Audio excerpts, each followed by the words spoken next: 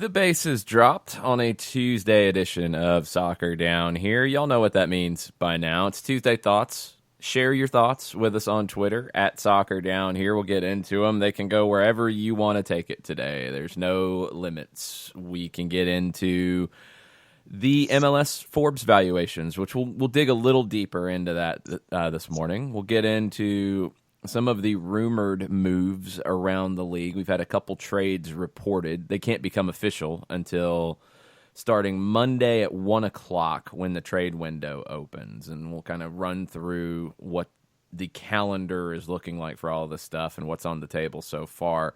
We'll also, in the second hour, dig into Atlanta United's roster a bit and an update on what we know in terms of situations with options, players still under contract, what it could look like, and what positions maybe are going to be targets for upgrades or what need a little additional depth. We'll get into all of that as we go, but we'll also get into your thoughts. So tweet at us using the hashtag Tuesday Thoughts at Soccer Down Here on Twitter. Jason Longshore, John Nelson with you this morning. And John, I wanted to follow up on a couple things we talked about yesterday. One of them, in both of our shows yesterday, because Soccer Over There was last night. And let's go ahead and start there, because there's news this morning following up on one of our big talking points from last night. The leader of the Ultras group with Hellas Verona, who were racially abusing Mario Balotelli and then said that, no, they weren't, even though they said what they said, which means they were, because I'm spinning around trying to figure out the logic here and the mental gymnastics required to twist into justifying it. Well, it's not justified. He was punished. We have an update on that punishment. 10 years. I feel like the Jeremy Piven character in Grosse Point Blank. 10 years banned. Banned by? Was it by the league, was it? Or by the team? There's an important distinction. These are why we want to get these things nailed down, because we've seen some clubs that have tried to do things right in these situations. We've seen some that haven't. We've seen the league snap back at Milan for Roma for saying things. 10-year stadium ban is the headline, but let's go a little bit further here and make sure we have it. The leader of the Ultras was given a 10-year stadium ban, and it appears from the club, Hellas Verona. Yes. In their statement, Hellas Verona FC announces that it has adopted a disqualification measure against Mr. Luca Castellini, who expressed opinions that are seriously contrary to those that distinguish the ethical principles and values of our club.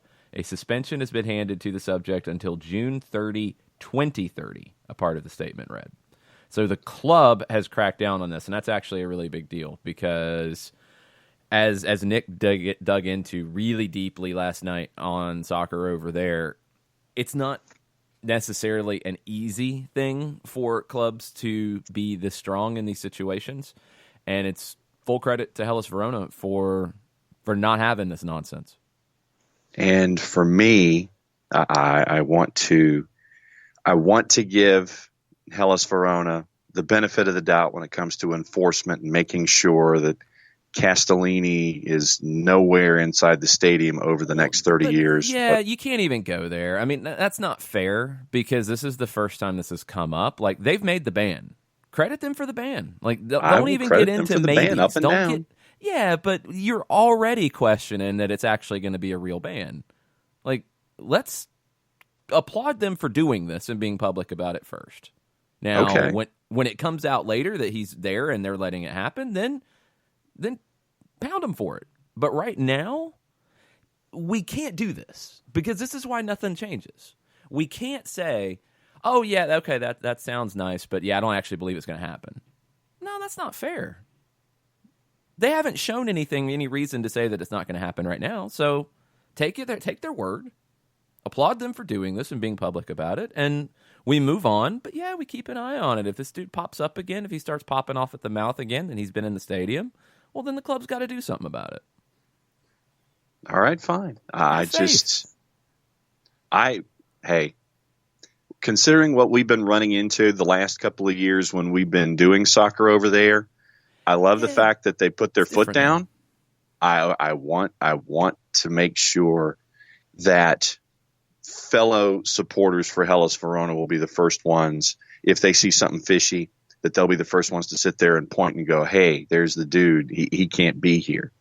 So I want this to be as in-depth enforced as humanly possible, and I want this to be a good first step. I'd like for there to be some self-policing when it comes to the fans and the supporters of Hellas Verona.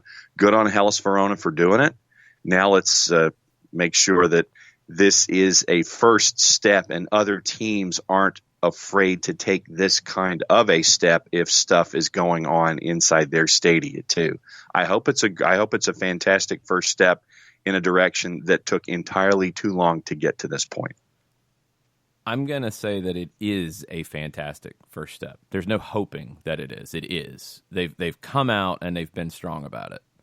Now they've got to maintain that and they've got to keep up with that. And that's a different conversation. But the fact that this has happened, this is a fantastic first step. There's no arguing that. This is a good move in the right direction.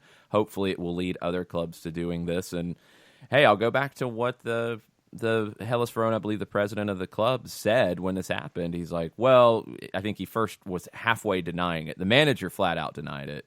Yeah. Then this guy said, no, yeah, it happened. It's okay. But the president said it was a small number of people. Okay. If it's a small number of people, well, you banned one. Good. Now, if there's more who follow along with this, ban them too. If it's a small number of people, then you should solve the problem pretty easily. Yeah. And good. And that's what it needs to be. But I'm not going to sit here and be cynical about it. I'm not going to sit here and be like, well, they're just saying this. No, that's not fair. They did it. This is a big statement. This is a big move. And they need to be applauded for it. And now they need to be consistent with it. And hopefully that's the biggest thing for me is be consistent, continue to enforce it, make sure that you're an example for Serie A. But it hasn't happened yet. That's the whole point here, is we're already questioning it. And we're like, well, maybe this has never happened before. So at some point, somebody's got to go out first and do this and do it this way. And they have. Okay, good. This is in Serie A, good. This is a big statement in 2019 for this to happen. Thank you, Hellas Verona, for doing this. That's Serie A, that's good. Hellas Verona, good. Serie A didn't do anything. Now, hold up. Well, Serie A didn't do a thing. Serie A hadn't punished anybody for anything yet. Right. So Hellas Verona, good. Yes, we've got to be clear in who is doing what, because the league is pushing back on stuff when they should be fighting it. You've got different clubs who are like, oh, no, it's fine, and other clubs who are like, no, this is not okay. When a club, Hellas Verona, comes out and does this, they have to be applauded. We have to stand up and cheer that they're doing this and hope that more follow, because it's the only way this stuff changes. That's what I want. I want this to be that first step for a lot of folks to take an example, and don't be afraid to take steps like this, knowing what Nick got into for the first 45 minutes of the show last night doing Soccer Over There. I mean, we thought it was that important to make the distinctions and lay out the geography as to why things are a certain way. And taking all of that information, and you have this piece that came out overnight, like I said, I tip my hat to Hellas Verona. Let it be a good first step for everybody else. Yeah, it is a good move, and they've been very public in saying this. They issued a statement on their Twitter. They issued a public statement. Good, and we move on, and hopefully this is a step to diminishing / eradicating all of this from the game in Italy, because they're not the only ones, but right now they're the ones that there's a lot of public talk about it, and there's a lot of public incidents about it because it's a big league and there's a lot of spotlight on it. So good for getting this done. Good for Hellas Verona. I'm glad they did this correctly, and they're getting an idiot out of their stands. All right. Another big topic we had yesterday was the U.S. youth national team and kind of where things stand with it. Some of the follow-up discussions have been really intriguing for me about this, and about the idea that now we're focusing too much on technical development. That's bonkers for that to even be a thought. You can't focus too much on technical development. I think people are maybe mixing up some of the different things here, because technical development, you're talking skills, you're talking technique. you don't want to ever minimize that. You don't want to take away from that. And there are, last time I checked, plenty of countries that develop highly technical players that still have grit. Because it's not an either or. It shouldn't be an either or. It can't be an either or. Not at the elite level. Not to be successful. You can't have super technical players that don't have grit, and you can't have just gritty players who don't have technique. You have to do both. And I think it's foolish to say that you have to sacrifice one or the other. It's something that you look at, for me, Pep Guardiola has shown a way of playing. I think a lot of people are grabbing onto, well, everybody wants to play like Pep Guardiola teams and play possession. Well, yeah, having the ball is a good thing, in my opinion. I've never been on the other side of it saying that I'm afraid to have the ball because I'm going to make a mistake. But you also are missing a big element of Guardiola teams. And that is that fight. That is that work ethic. I mean, you see it with Manchester City. They come from behind. They win games late. Barcelona did. Bayern Munich did. Because if you're not going to put that work in, you're not going to play in a Pep Guardiola team. Because there is a pressing element to it. There is a large amount of running off the ball. Do you want to have the ball? Yes. Do you want to have players who can do things with the ball? Yeah, you have to have that system. But you have to have the grit as well. You have to have the work ethic. It's not an either-or situation in this game. And I think it's kind of a scary conversation when that's some of the commentary around this. You don't want to sacrifice skill development for young players to develop grit. Like, how do you do that anyway? See, I'm trying to process that whole argument, and my head's starting to hurt, because don't the most talented players on the planet have the want to? Don't they have that want to, Gene? But it depends on who you're talking to. Ronaldinho, did he have that? The want to score late, the want to score, and the want to make score, sure. Of course, but was he gritty? Was he a gritty player? I don't believe he was a gritty player. No. Ronaldinho wasn't known as a gritty player, but he was an unbelievable player. He was an incredible player. Ronaldinho wasn't going to get stuck in, because a lot of people associate grit with getting stuck in. Yeah, see, for me, it's a silly argument for me. Go ahead. No, you're trying to. It's like I'm trying to think of all of the great players that I've seen, and if their team is trailing, then there is an associated element of grittiness and desire, and I guess I'm kind of equating the two, to get your team back on top. Yeah, that's not the argument, though. It's not about winning late. That's not the issue here. It's talking about the U.S. team didn't have fight. They didn't a chance to win, period. So winning late didn't matter for Gwen's the agreeing U.S. with 17 team. Yeah, Gwen's all about grit. She likes to show her grittiness with her mouth. There she goes again. So it's about the fight, and that's what people are saying the U.S. team lacked. And they didn't look up for the same intensity as the Netherlands had in the first 60 minutes of that game. Best that it's done.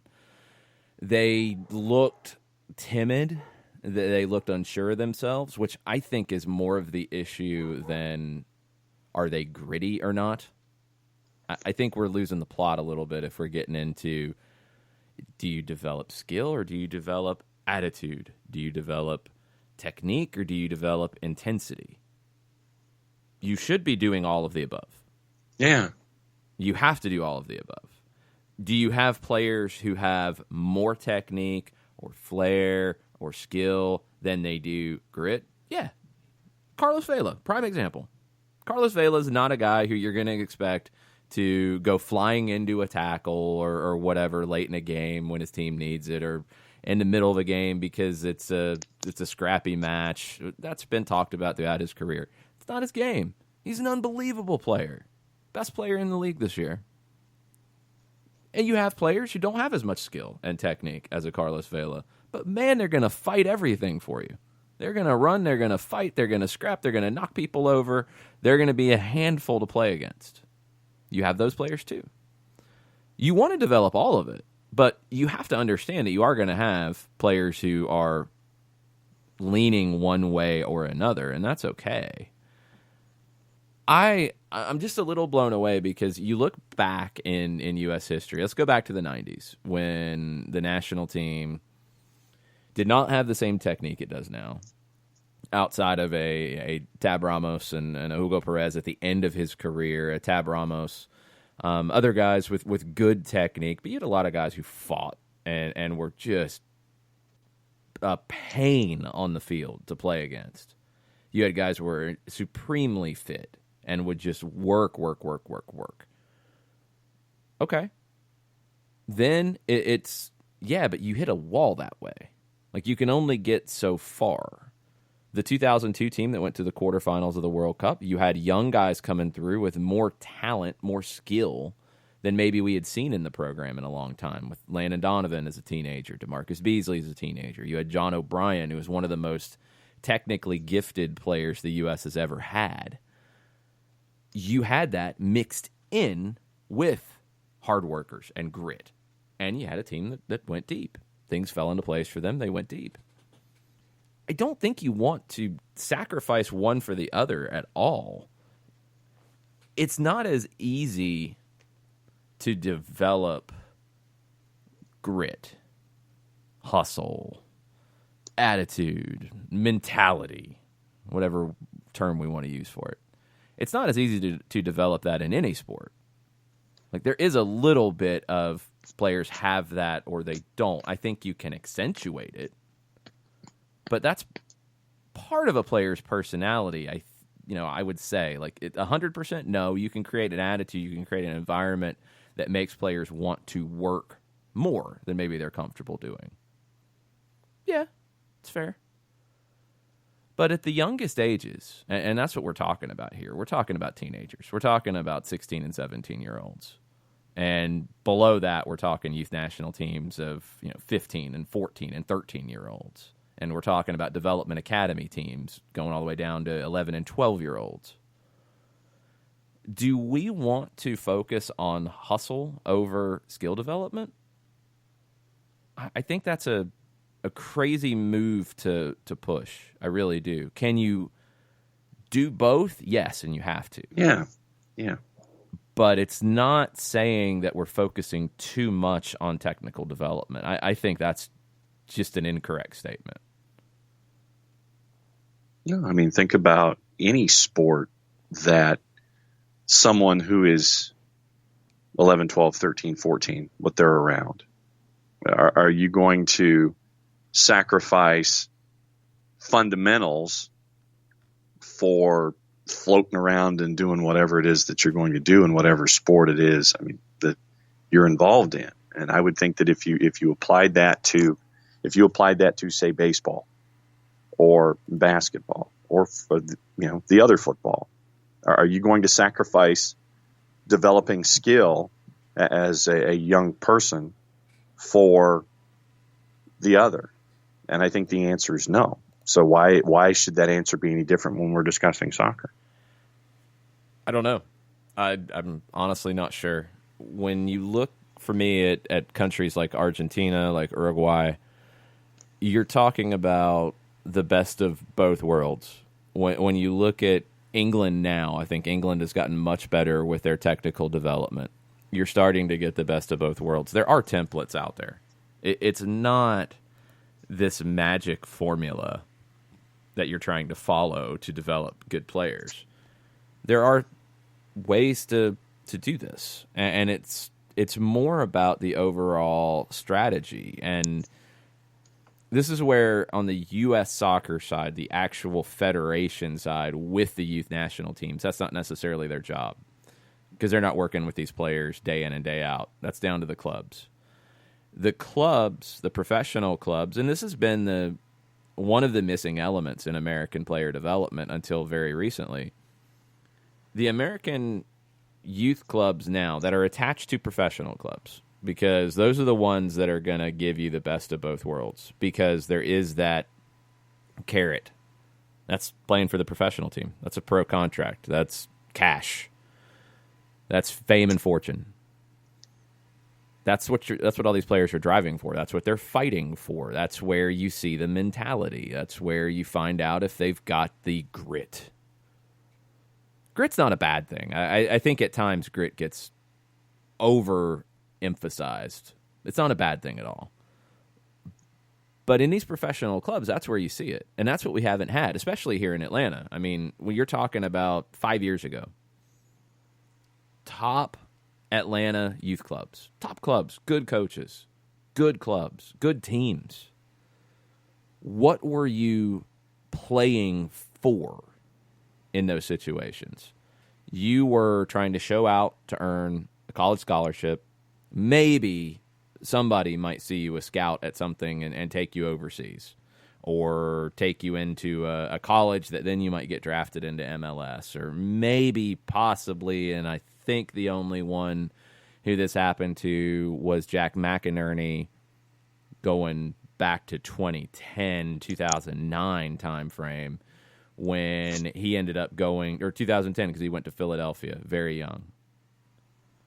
That's about it. So you didn't have that. The players were working hard, developing skills, but you didn't have that extra bit of push on developing the mentality side. Well, now, if you're a kid and you are at any club in Atlanta and you have talent and you have potential, where do you want to be? You want to be with Atlanta United. So if you're at a different club, you want to do enough and show enough and get noticed to go to Atlanta United. Okay. You get into the Atlanta United Academy. You start to get playing time. You start to play a lot. You're being told from day one, hey, you're here because we think you can turn into a professional. And we're going to try to give you everything possible to turn you into a professional. You got to take it. The ones who do, keep going. The ones who don't stay. And I've seen, the commentary about it, like, oh, it's so sad when they cut players. And yeah, it's sad, but this is a professional club. You talk about developing mentality. Well, that's how you develop mentality. Guys are fighting to earn that contract. Yes, it's different than it is in Buenos Aires. It was different than it was for Ezequiel Barco, for example, where this was a kid from outside of Rosario, small, couldn't get a look from some other clubs. Finally have found a coach that believed in him, took him to Independiente. He goes and he's balling out with the younger academy teams, and then earns his pro debut, and he takes off from there like a rocket. Small, poor, didn't come from a rich family, and now he's providing for his family as a teenager. Yeah, you don't have every kid in the Atlanta United Academy in that type of situation. And it's not fair to criticize the kids who aren't from that situation, to say that they can't have that mentality. I think that's some of the conversation that comes up about this. It's not fair. Yes, they can. And a lot of them do. And they have to show it in a professional environment to continue progressing. That's the thing that we just haven't had in a lot of different areas in this country for very long. It takes time. Even at Atlanta United, go back to the video at the Generation Adidas tournament earlier this year where Tony Annan talked about, look, they've had the academy for 4 years now, and they've learned things that they wish they had done better first year and second year. Every year they're learning because this is brand new. Things are evolving and changing on the fly. New elements are being added. New opportunities are coming up. They're learning every day. You can do both, and these professional clubs are going to be the ones that are going to present both. Now, can the professional clubs serve every potential player in the United States? That's going to be really difficult because of the size of the country. Hopefully, stability comes fast, and it is in some cases. We already see USL Championship teams and USL League One teams even investing in youth.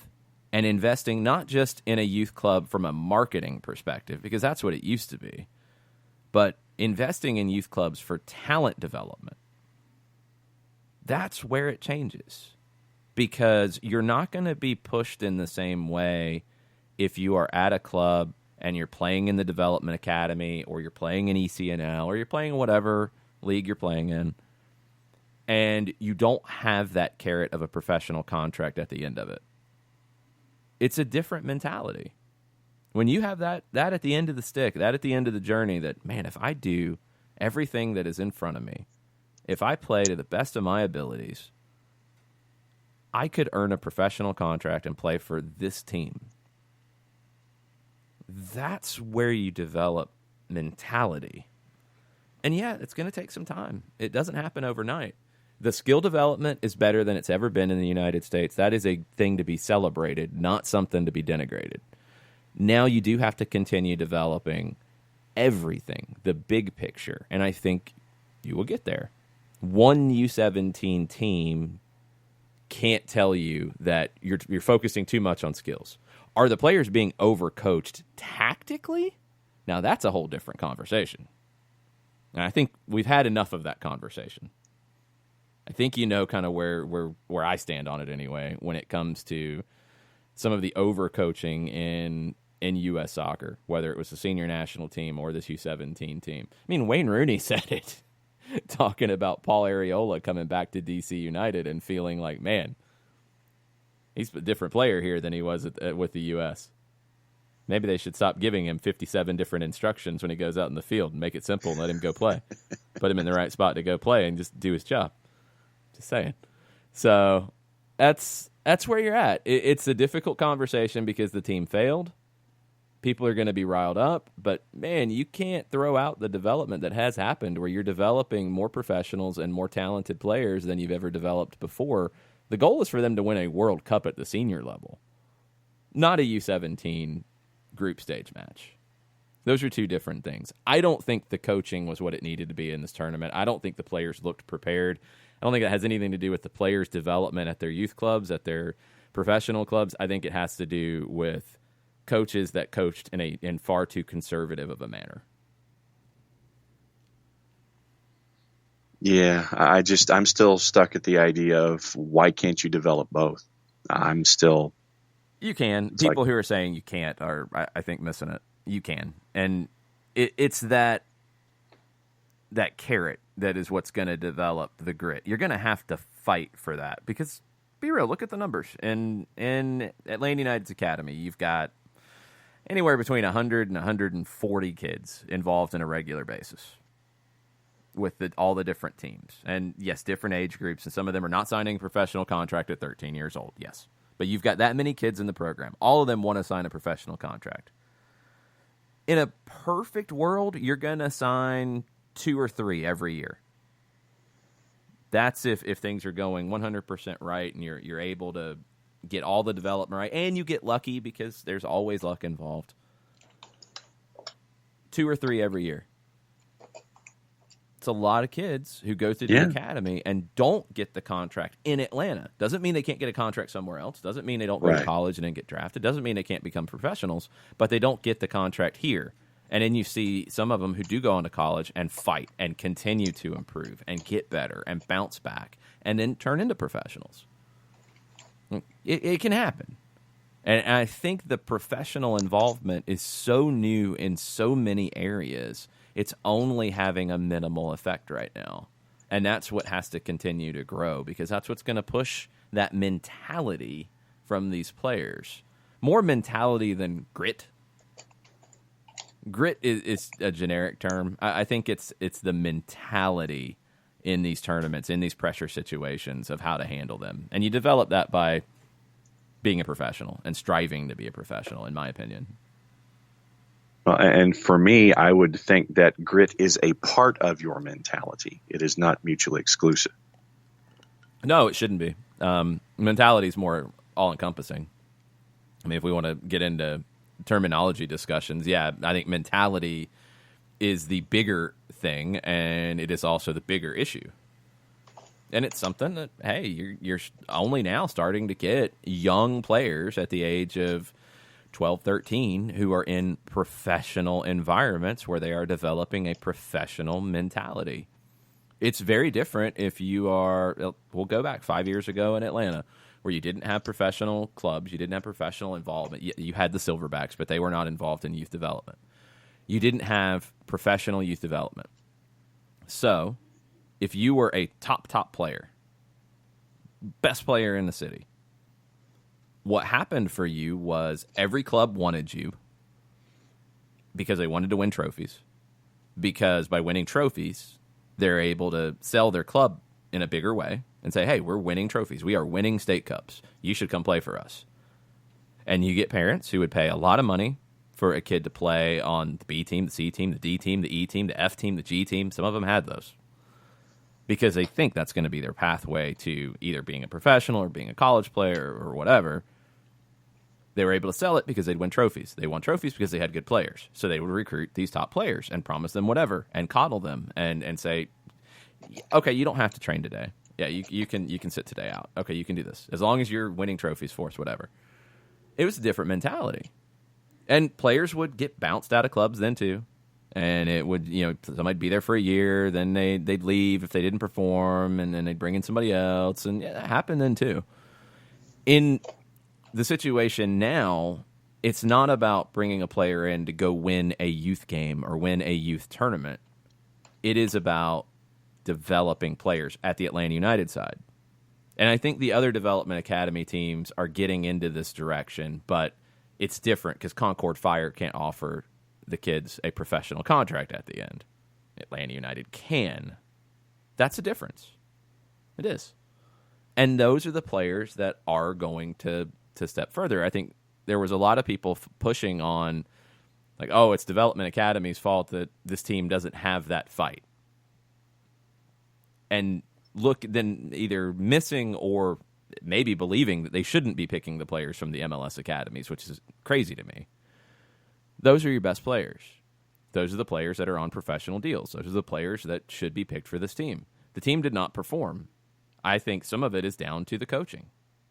The tactical side, which is not being talked about. In this tournament, yes, you're there to perform. Ultimately, the big goal is for these players to develop into senior national team players that are capable of winning a World Cup, yes. But in this tournament, take all the rest of it out, push it to the side. In Brazil, this team went there to win the thing because that's what you do. And I don't think they were coached in the way that would have gotten the best results. Just like I don't think Bruce Arena failing tactically in Trinidad said that everything was broken in U.S. soccer. He screwed up.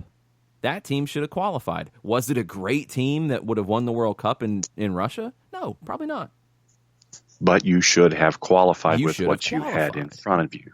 Not qualifying was much more of an issue about the coaching in my mind than anything else. Mm-hmm. And I think it's easy for people to say that when there are bad performances with the national team, that the player development is bad and that the player pool is bad. And look, it's just not the case. The players are better. There are more better players. More better players.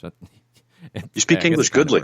It works. They're more good players, more top players, more skilled players than you've ever seen in the United States.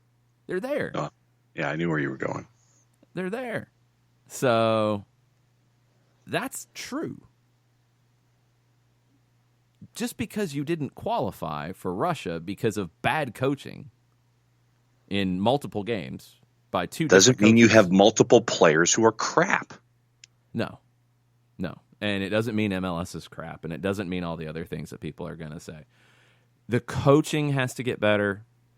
Can you still get better on development? Yes, because every country needs to get better on development, even the best in the world, because they're continually evolving. You have to. And yes, the U.S. is still catching up. It's better than it's been. There's still room to grow because even Argentina, Uruguay, the Netherlands, England, Germany, Spain, call them out, they all are trying to improve. But the coaching with these teams has to be better. I think the only one who got the most out of the talent that he had was Tab Ramos. And on the women's side, Jill Ellis. They got the most out of the talent that they had. Greg Berhalter hasn't done that yet. Bruce Arena didn't do it. Jurgen Klinsmann didn't do it. Youth national team coaches at different levels on the men's and women's side haven't done it. Has to be better. Has to be better. And we'll see if it gets there. We'll find out eventually. We'll find out a little bit in the Nations League coming up. Yay, that's going to be fun. U.S.-Canada in a big-time pressure match in Orlando City. We'll see how that goes. We'll get there next week. We've got MLS Cup this weekend. We've got some MLS news and rumors to dig into after a quick break. We'll be right back. Looking for future leaders we can trust and believe in? Look no further than the high school student athletes right here in Georgia. High school sports teach young people how to be effective leaders. It begins by making their grades and being on time for practice. It includes learning to listen, following directions, accepting responsibility, being a good role model. And it's about respect for officials, opponents, the rules, and each other. The result? It transcends sports. It gives us hope for the future. High school sports. There's so much more than just a game. This message presented by the Georgia High School Association and the Georgia Athletic Directors Association.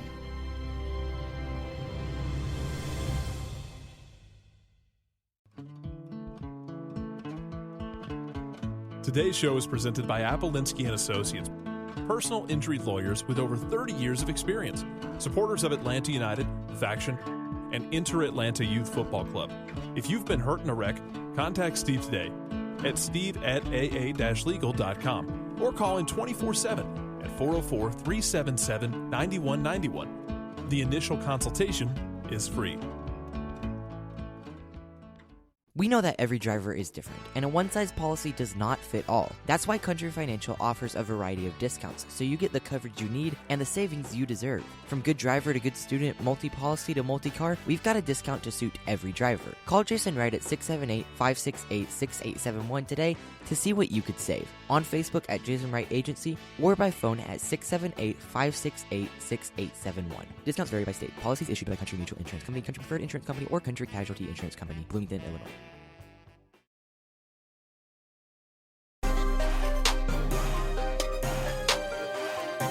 Welcome back. Soccer Down here, November 5th edition. Champions League this afternoon. There's some really good games this afternoon. The ones I'm looking at are all at 3 o'clock.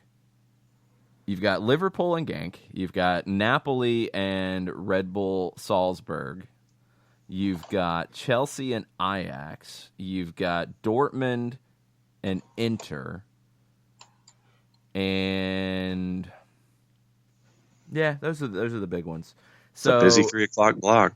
If you wanted to watch 4 games all in one place, where would you go, John? Frankly, I'd have 4 separate devices Ay, Dios mío. and have them all in the office. But I know that you already had an answer to your question. Ay, Dios mío. No, you would go to the Brewhouse Cafe, sir. And you would watch on one of their 9,412 and not services. Yeah, yes. The 48,000 TVs that they have.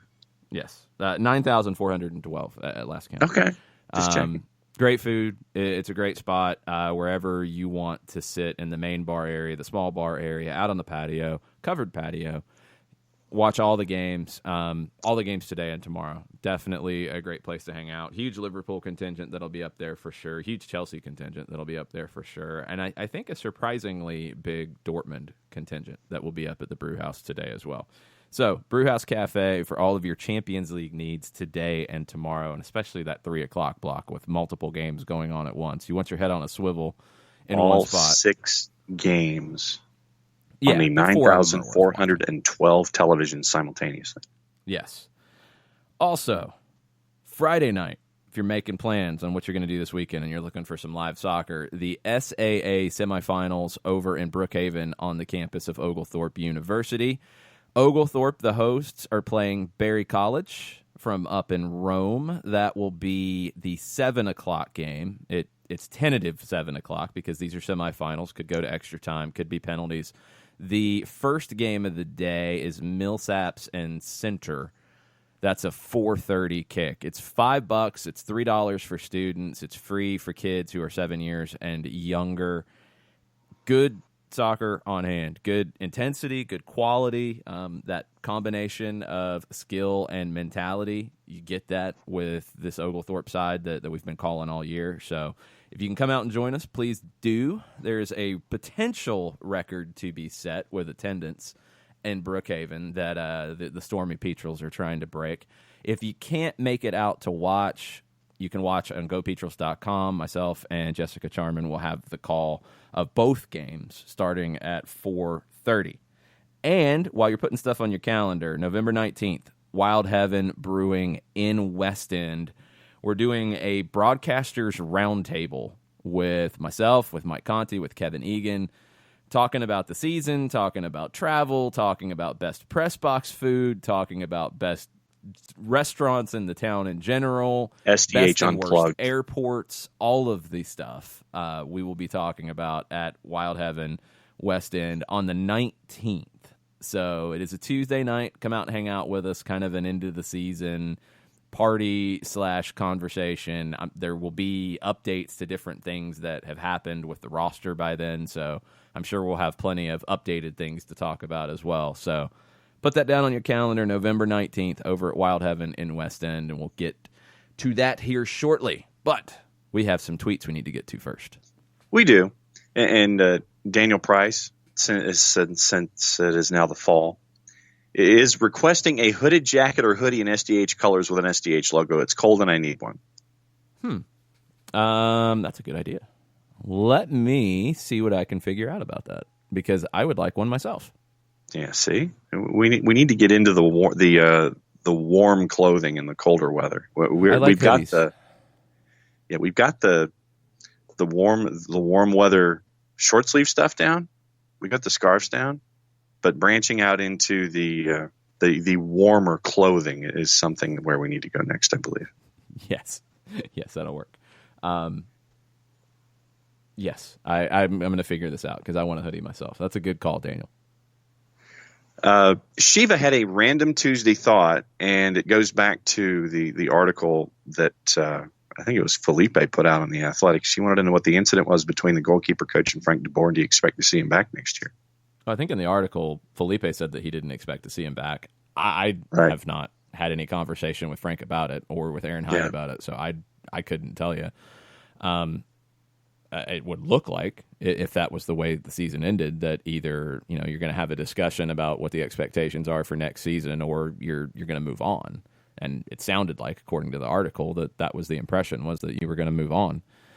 I did not see it in Montreal. I did not notice. I did notice that the substitution was delayed. Also going on at that time was Michael Parkhurst had been cramping up. He was down. You were trying to get Pogba into the match quickly. I do remember all of that. I did not see, because I was looking at, I think when all of that was happening, the set piece was developing. So I was looking at the preparation for the set piece and not what was going on. Like, I saw the cramping with Parkhurst. I saw Pogba was up and coming to the technical area, and then I'm focused on what's going on in the field. I did not see what happened in the technical area. Didn't notice it at all. So, and in our booth, we didn't have monitors or anything, so there was no way to see it later. So I couldn't tell you on that. I really did not see it. I do remember that the sub was delayed because of whatever was going on, and also just because of the way that the game was playing out. But Parkhurst was injured, and you wanted to replace him, and there you go. Tafka, off of our Hellas Verona conversation, says, you better believe this has major deterrent effect to other fans of all clubs. Make it known racial abuse of players will come with a decade of removal from the stadium. I just want to see these moves happening now, and that's why I'm so strong on giving Hellas Verona a lot of credit here. You have to make these first steps, because it's very easy for the clubs with all the pressure that they're dealing with. Because, look, I mean, let's flip it to the other side for a second. Not many clubs in Italy are making money. Lots of clubs are losing lots of money. You had a lot of clubs, a lot of the top clubs post their, I guess, financials for the last year and lost a ton of money. You think MLS was losing money. Combine, well, if I remember correct, and I'm sure if Nick's listening, I'm sure he'll chime in and correct it. I believe Milan posted a larger loss than MLS as a whole. I think Milan, what was Milan's 100 and, I mean, it was 9 figures to the left of the decimal in Europe. Which it would be more than MLS as a whole. Other clubs posted smaller losses, but smaller clubs, I haven't seen numbers. They're not bringing in nearly as much money as a Milan, as an Inter, as a Juve. A club like Hellas Verona, look, when you start kicking fans out, yeah, it hits your bottom line. Flat out. Yeah, 146 million loss for Milan. It was more than MLS posted as a group. So there's a financial component to this. This is difficult. This is not easy to do. And that's not even getting into the whole cultural situation and all of that we talked about on Soccer Over There. When a club takes a stand like this, it needs to be applauded. Now, if Serie A comes out and says something stupid, all right, trash Serie A for it. If you find out that this was a paper ban and the guy's still in there and things keep happening, okay, come back at him. But right now, you have to celebrate this. I'm not going to be one who I've seen it, and Jarrett posted one. There's a different podcast that says they will not be covering Serie A or any other teams. I don't think that's the approach here. I really don't. I don't think that changes anything. I don't want to bog you guys down with talking about it at all times. We do talk about it on Soccer Over There a fair bit because we get into a lot of the cultural elements of the world's game on that show. Here today, this is news this morning. This is good news in my opinion, and it's something that we wanted to bring to the table to follow up.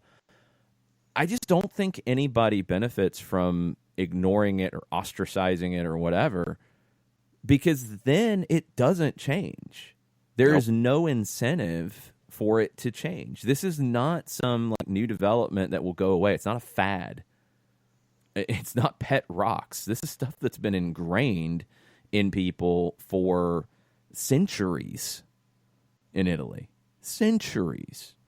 It's going to take time to change it. It's going to take work. And when groups are putting in the work, yes, celebrate it. And when things are happening that are bad, point it out. That's what the mentality of ostracizing it, to me, it's nearly as bad as the players who were trying to tell Mario Balotelli not to walk off the field. It's like, I just ignore it. No. No. Don't. Call it out. Point out the stupidity. And point out the ridiculousness. You want a stupidity update? Sure. According to TalkSport, Verona City Council wants to sue Mario Balotelli for defamation. That's Verona City Council. They're idiots. Are you shocked? Nope. Okay, they're morons. That's not the club. That's not anything else. That's somebody on a city council member. Probably a person. Haven't read it yet. It's a moron. I'm not going to say the city. It's a city council, and that's people on a city council. Some dude who wants to get reelected, probably. It's very possible. It's stupid, and that's why this stuff doesn't go away overnight. And that's why you do have to keep pushing on it. And you do have to keep shouting it out, because that's the only way it changes. So, soapbox thrown to the side. Let's get back to what's going on in soccer in Twitter. This neck of the woods. Okay. Well, there's what? Go ahead. One more from Chiefs coach Steve. He says he's admittedly torn. He says, I value the turnaround, but it's absolutely the very least that could have been done. Removing one person is not going to change the crowd's behavior. No, it is a leader of that group. So it's not just any random person. And it's a person who came out publicly and said, yeah, we did that. So it's a start. I mean, as we talked about last night, like, these stadiums don't have, closed circuit security cams in them. These stadiums aren't modern. So it's not that easy. Yeah, there's a video from up above the section where you can hear it, but you can't make out faces, and you don't know who is who and who is doing what. And maybe they're working on that. I don't know. But this person came out and said, yeah, I said it. Yeah, there's nothing wrong with it. Yeah, this is stupid. Okay, no, you're dumb and you're getting banned. Bye. That was handled correctly. If they're working on others, cool. If they can't, if they don't have the means to, all right, this is the first step and this is how you get it started. So I think it's a good step. I think it's the only step that they had in front of them right now. So now we see where it goes from here. Tafka, in your discussion about the American soccer landscape, he says America's setup is so unique and so beneficial. With the college scholarship landscape, it gives a huge net for catching the remainder talent, allowing those players to greatly benefit from their skill. Yeah, and they get a chance, and this is something that English academies really struggle with, and a lot of those kids are now starting to come to colleges in the United States, which is great. In these development situations around the world where players go through as teenagers and they don't make it, and more kids don't make it than make it. We all know that about professional sports. So the ones who don't make it, what happens? Here, a lot of times they're going to get a chance to go to college, get an education, get at least a partial scholarship, get some help, even at your smaller schools, even at your NAIAs, your NCAA D3s. You're going to be able to play. You're going to be able to be part of a team. You're going to be able to continue to develop your skills. You're going to be able to get that college education and get you prepared for a successful life. And that life could involve soccer. It might not involve soccer. But soccer is going to help get you there. And that's an amazing setup. That's not a bad thing. Is college going to develop the next great American superstar player? No, it's not. The system's not set up to do that. The scheduling is not. It's a crazy schedule to cram so many games into the fall, and then you have a spring season that's like a practice season, and it's not competitive. And the idea about stretching the college soccer season from late August to May or April or however they've got it set up would be great. It would make a lot of sense. You'd play about the same number of games, but you're going to be playing one game a week. It's going to be better for the education side of it. It's better for the skill development side of it. It makes complete and utter sense. So it probably makes too much sense for the NCAA, but there you go. It's a good thing to have that because you get players who will benefit from their soccer abilities. You get some who will be late bloomers and will go on and have professional careers coming out of college. Maybe they weren't ready at 17 to be a professional, but they are at 21, at 22. That happens all the time. That's a good thing. And with the rise of the USL Championship, with the rise of USL League One, there's places for these players to play and get paid to play.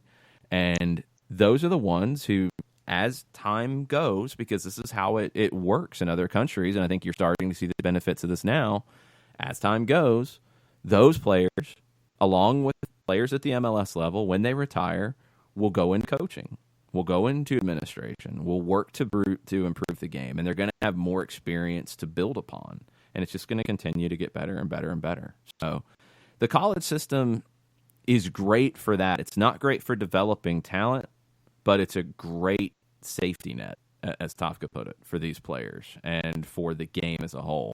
It's a benefit. It's a good thing. And I hope they do make these changes to make the actual college season better and a better development tool. A couple of other wardrobe ideas have come across the timeline. Oh, it's getting dangerous. It is. Tafka says an SDH patch would be amazing. Okay. And Chris Hutchison is lobbying for SDH Kangals. This actually came up at 92.9. Brian Gebhardt, one of the producers, had the idea, and I have to give him credit and cut him in on it if this happens. Doing a not Kangol, because that's the brand. It's like Kleenex. So Kangol has not reached out and sponsored me. So I am not necessarily tied to the brand, but I do like that style of hat, the newsboy hat, because Kangol makes all kinds of hats. You will remember LL Cool J and his Kangol bucket hat from the 80s. Yes. That's not the Kangol I like. The newsboy kind of cap is what I like, and it doesn't have to be Kangol. So Brian said, the SDH newsboy. Well, Brian wants to do it through 92.9, and he came up with the idea. If he can find us somebody who makes these hats and stitch things on it, then cool. He's got first dibs, but we will see where we can go with this. And Katie Weaver to end hour number one. It might be a bit of a carryover. She says she saw a tweet saying lower MLS clubs' Forbes valuations were inflated because of their stake in Soccer United marketing. She wanted to know if that was true and if it's possible to get a whiteboard chronicles diagramming the MLS, some U.S. Soccer, NWSL relationships. She's guessing it's complicated. Oh, man. That would be That's more a flow than chart. whiteboard chronicle. That's a lot of stuff. It's not a flow chart because it doesn't make sense. It doesn't flow. It's just a chart. It's just a bunch of stuff on a board. The part about the Forbes valuations, it's funny how the commentary has gone about this, because we got it yesterday, like as we're doing the show, and we went through it with our initial gut reactions to it. Like, there's a lot of positives about it, and the negatives are not that glaring to me. The people who have brought the negatives out, it's very interesting to see who they are.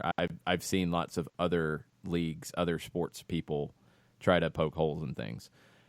This is not an exact science. It is a valuation, and it is based on what they can determine from the outside. They don't have access to the books.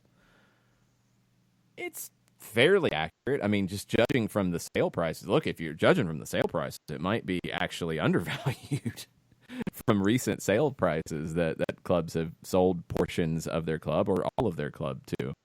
Chicago, Houston, Orlando, maybe the Forbes valuation's actually lower. Maybe it's growing faster than they're keeping up with.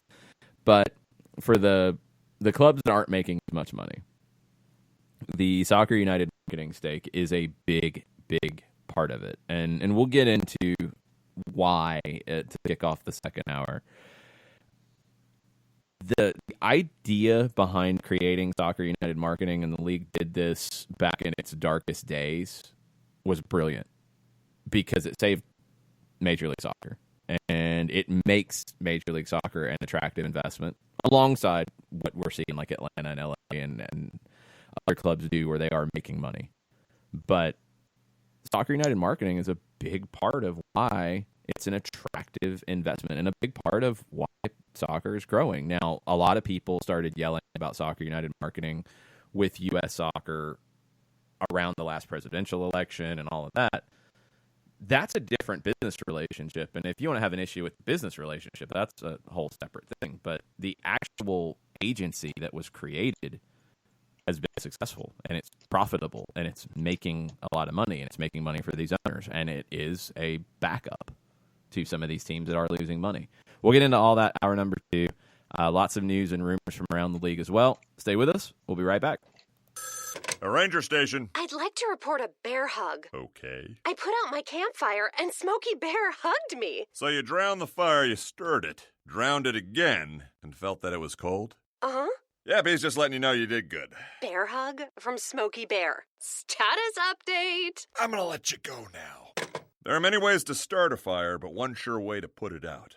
Learn how you can do your part at SmokeyBear.com. Sponsored by the U.S. Forest Service, Ad Council, and your state forester. As a business owner, you know that every year brings new challenges and opportunities. The success of your business demands expertise and focus. And Country Financial can help you keep that focus by helping ensure you have the right insurance protection in place to meet your goals. Jason Wright can help you create a customized insurance plan that has coverages designed just for your business. Give Jason a call at 678-568-6871 or reach him on Facebook at Jason Wright Agency. Coverages vary by state. Policies issued by Country Mutual Insurance Company, Bloomington, Illinois. This is what matters. This is beyond X's and O's. This is the difference mutual respect makes. This is what character looks like. This is what defines us in Georgia. This is sportsmanship.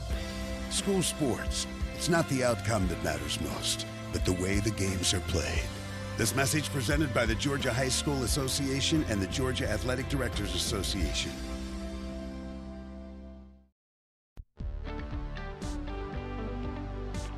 If you've been hurt in a car wreck, contact my friend Steve Apolinski of Apolinski & Associates.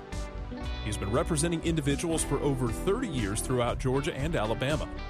Email him at steve@aa-legal.com or call him 24/7 at 404-377-9191. The initial consultation is free. You're listening to Soccer Down Here daily on SDH Networks, a division of OSG Sports. Find us at Soccer Down Here on Facebook and Twitter. The time is now the top of the hour. Peep, y'all.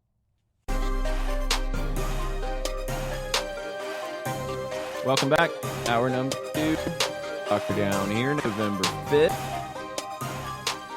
Dig deeper into these Forbes valuations based off Katie Weaver's question and kind of try to parse through a little bit of why things are the way they are.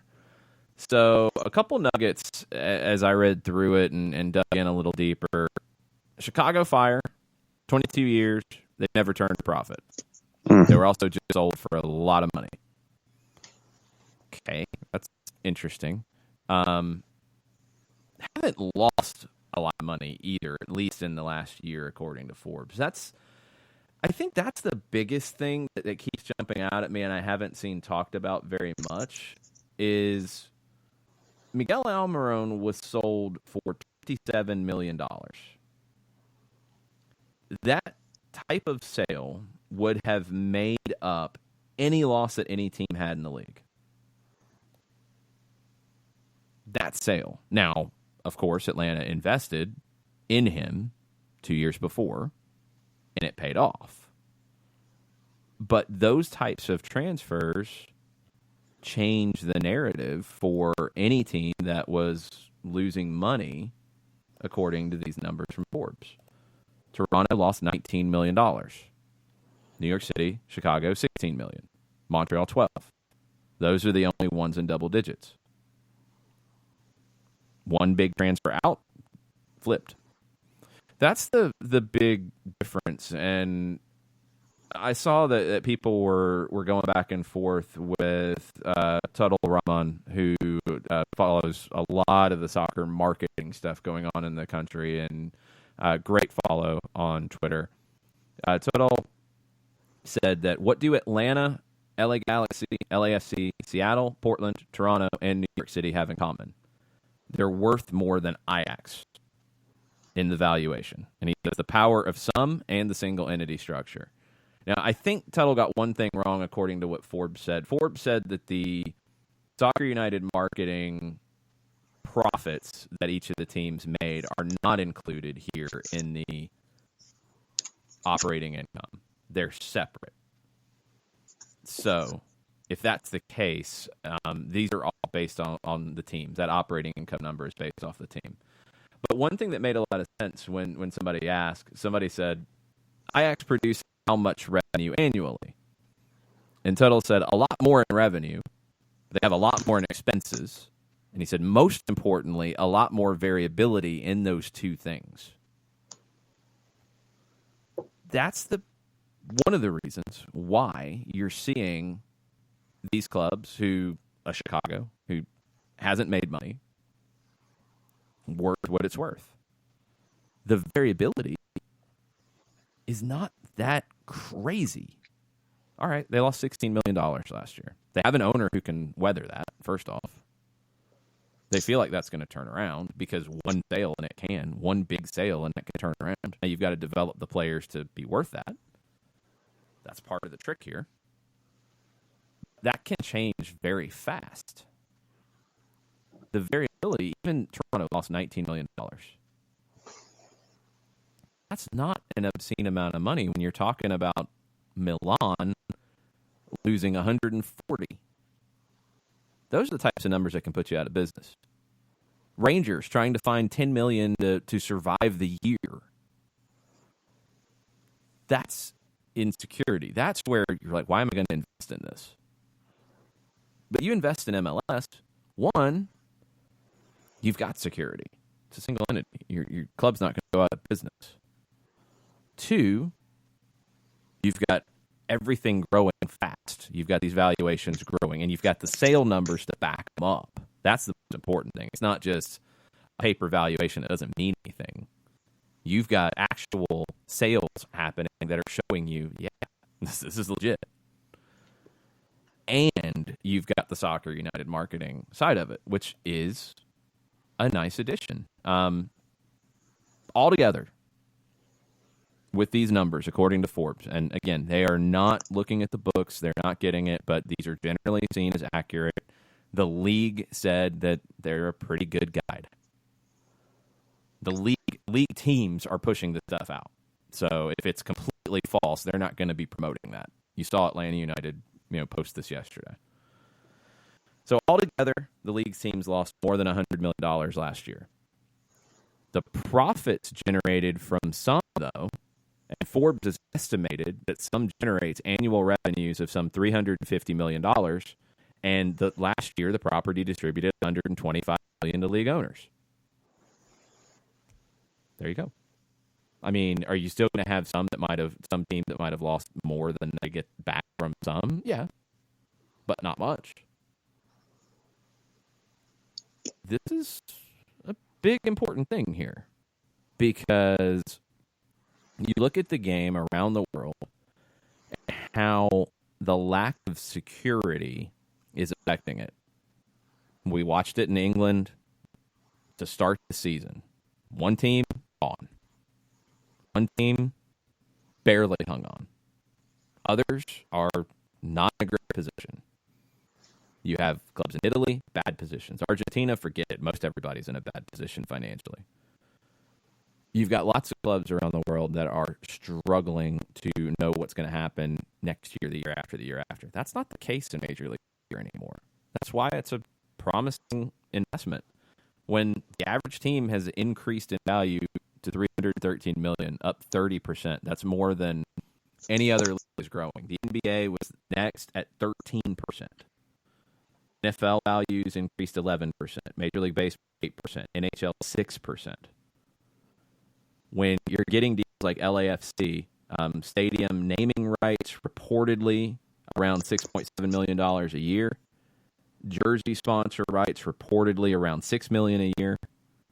And earlier this year, LAFC, according to Forbes, has signed the first sleeve patch partnership with Target that's expected to be worth 7 figures.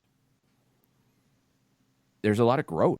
There's a lot of growth happening. There's a lot of security to back it up. There's a lot of people who want into this league. There's a lot of actual portions of sales of clubs that are showing you that these numbers are legit.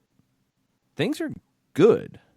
Even with Toronto losing $19 million, things are good. One thing that a lot of people have pointed to is that the majority of teams lost money in MLS last season, according to Forbes. Only 10 teams in the other big 4 U.S. leagues lost money last year, according to Forbes. But when you look at the amounts and then you offset it with the Soccer United marketing side, I think it is extremely minimal and worth it at a point where the league is growing fast and growing dramatically. It feels like an investment more than a big loss. You know what I mean? If you take the average amount of revenue distribution, so let's say $5 million, sum to 24 into 125 is 5 and change. Take that 5, apply it to the negatives in the operating income. Only 9 teams had negative operating income. 2 of those were negligible after the addition of the money from Soccer United marketing.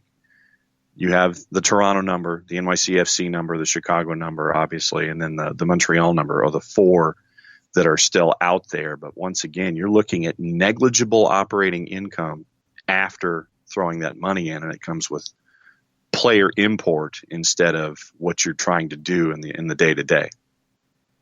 What I keep going back to is the biggest potential growth area for this league is player transfers. Yep. And if you start selling players at the right time and maximizing that, and then also purchasing players at the right time and getting them at the best values and developing from within, you're going to start making money on that side of things. That's going to flip these income numbers quickly. Mm-hmm. this league and Atlanta United has been at the forefront of this, taking the model that we're used to seeing when it comes to European football, where you are selling and reinvesting and selling and reinvesting, as opposed to just bringing in players and taking that negative operating income on a yearly basis and writing it off, however these multinational corporations do that. But Atlanta United has been at the forefront of taking the European model, and all you have to do is sit there and look at the Miguel Almiron element and know what's coming down the line with Ezequiel Barco and with a Miles Robinson, possibly a Pity Martinez. And it's that cycle that they're using within the MLS construct to have positive operating flow. You know? It's a plan that has been proven successful at this point. No brainer. That's why Ajax is what it is. And yes, Ajax brings in more revenue than these teams, but it's also far more volatile because you are only focusing on that. The rest of the things that MLS does really well with security, with managing costs, with all of that, that doesn't happen at Ajax. When Ajax has a great year in sales, they're going to have a great year in the books. When they have a bad year in sales, then their books are going to look very bad. And you don't have the backup that you can weather that too often. That's where it's tricky for clubs like that. It's where it's tricky in a lot of parts of the world. That's why MLS has people banging at the door wanting in. Because it's safe. It's a safe investment. That's a good thing. That's a good thing for soccer in the United States. Mm-hmm. People kind of blow my mind sometimes where they want to trash these types of things. Look, it's a good thing to be safe with your investment. It's a good thing to know that this league's not going anywhere. It's a good thing to look at these numbers and say, all right, you have 24 teams and you combine all of it and you're losing a little over $100 million a year, but you're bringing in all the across the board with Soccer United marketing. Everybody's getting $125 million a year. Okay, that's pretty good. I like how that works. That makes sense. And you're getting values in clubs that, honestly, the sales are more than what these Forbes valuations are. So I think that can lead you to believe that they are growing very quick and they're continuing to grow. And when you add the rest of the teams that are coming in now that are already set up, plus team number 30, it could be a bunch of different places, and potentially 31 and 32, because I still think that's going to happen. Yeah. This is only going to get bigger and stronger and more financially viable and get a different level of investment, and people are going to see, based off what Atlanta has shown you, that, yeah, if you spend some money at this, you're going to make some money at this. That's where you're at right now. It's a good place to be if you're MLS at this point. Now, the things coming up that they have to get right, all of that I just said, the players are going to say all of that to the league and say, yep, things are pretty good, right? Pay us. Pay the man. That's what's going to happen. And it should. And I don't think anybody's going to, I don't think any of the owners are going to cry too much poverty here. You can't. Are they going to want to manage the growth? Sure. That's smart. But they got to get that done quickly. They got to get that done the right way to continue this growth. And then you look at some of the other things that are outside the box that MLS is doing. And the CEO of the Bundesliga talked about this recently. The partnership with Major League Soccer and Liga MX, it's fascinating to the CEO of the Bundesliga because you don't see this type of thing happen anywhere else. It can't. But here, you can think differently. And Liga MX does very well business-wise in the United States. And MLS would like to tap into that market. Also, Liga MX has potential to grow in the United States on the English language side. It's a good thing for them to interact with MLS. Both can benefit from this partnership. And whatever it turns into. If it turns into, a Leagues Cup that turns into more like we've seen their Copa MX, where there's a group stage, kind of like what the old Superliga was, where there's a group stage. kind of like a second-tier competition underneath the CONCACAF Champions League, and maybe it pushes CONCACAF Champions League teams to say, hey, we want a group stage again. We want more games. This is good. That's going to only grow this whole thing. It's good. This partnership is unique in the world of soccer. It can really add a lot to both leagues. And all of that is on the roadmap to 2026, where this growth, this stability, this steadiness is going to have the potential to go boom in 2026 when there is a World Cup here and everybody wants to get involved in that and also get involved on the long term in the sport in this region.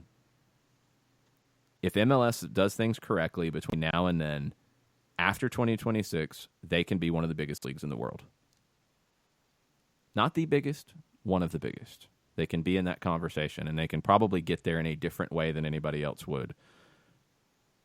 Are people going to push back on that? Yes. Are other leagues going to, not be happy about that? Yes. But that's what this roadmap is leading to. When you have Atlanta United, who is 3 years old, in the top 20 valued clubs in the world, not just attendance, which has been there for a little while now, but valuation by Forbes, top 20 in the world. Big deal. Very, very big deal. And it's only going to continue to grow. Swixter's biggest silly season item is the CBA. Mm-hmm. First and foremost, higher team budgets for player wages is a huge must. As a fan, he says, and this is a direct quote, I'm going to be really pissed if Atlanta United pushed as hard as they did for the Open Cup trophy, only to sit out if MLSPA says not playing. I don't think that's going to happen. I understand the concern about it, and it's absolutely valid. I don't think that's going to happen. I think there's too much to lose on all of it. There will be an increase to the cap. It's how you do it, and this is where people need to be intelligent.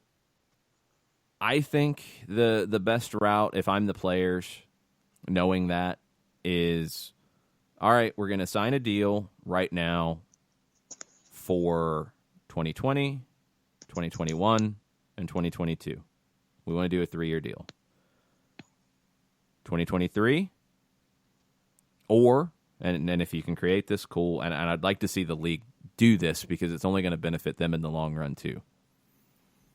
New TV deal gets done because that's going to be in that 22 to 23 region, depending on when it gets finalized and all of that. Go back to the table, upgrade based off that change in revenues, because I would expect that there will be an increase there. Okay? That's your first tick in a come back to the table and let's move forward again. Then, as you get into 26, and whether it's going into the 26 season or going into the 27 season, go back to the table based off the new world that you are living in with a World Cup. Those are the steps along the way where it will take bigger jumps, and I hope that the Players Association is cognizant of that, and I hope that the league, if I'm the league, they should put that out and say, look, we're going to grow now like this. When the new TV deal is done, let's come back together and we'll grow then based off that. And then when we get into the World Cup and everything happening with that and how it's affecting us, let's come back to the table and grow based off of that.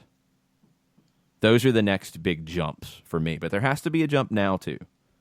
Maybe not as big, but there has to be a jump because we're talking about a different situation than we were when the past CBA was done. The Colonel has come in this morning Colonel, and he says that the value of MLS investment is affected, as you say, by safety. He says no promotion relegation is a big part of that safety. Return to investors is in value increases. Yeah, it's a huge. The return to investors is the value increase. Colonel's 100% right with that. I think it's easy to get hung up on Chicago Fire lost $16 million or Houston Dynamo lost $5 million. It's easy to get hung up on that. Not even getting into the one player sale can change that immediately in one season. I mean, Albert Ellis can flip Houston's profit loss statement completely with one sale. That can absolutely happen. But the return is those value increases. It's an investment. You don't see a ton of teams. Like, yes, you have your Manchester Uniteds. Yes, you have your Real Madrids. Yes, you have your Barcelonas that are making a lot of money. You don't see a ton of teams in the sport around the world making a ton of money. That's not professional sports, to make a ton. Your increase is in that value of the club increasing. So when it's time to sell, boom, that's where you get repaid. The no promotion relegation, yeah, it's a big part of that security. Absolutely, 100%. And that's why if it comes, I think it's going to come from MLS doing an MLS 1 and 2, because then you still maintain safety. I think that's where it's going to go if that happens. I just don't see, unless it is forced by FIFA, unless it is forced by something else. And then the argument from U.S. Soccer and the argument from MLS should be, this is what we have done without it. We are showing you a different way that this can work. We had a unique set of circumstances that led us to do it this way, and it has paid off. Why are you wanting to change that? I think that's going to be the argument against it.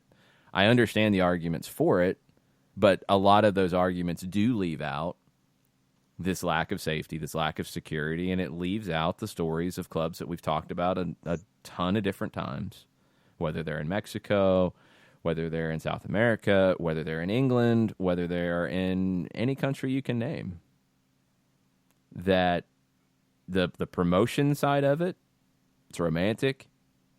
It's an amazing story when it happens. The relegation side of it can ruin a club forever. Can put a club out of business. And is that what you want? I don't think it is in the United States. I don't think it's a good thing for the growth of the game.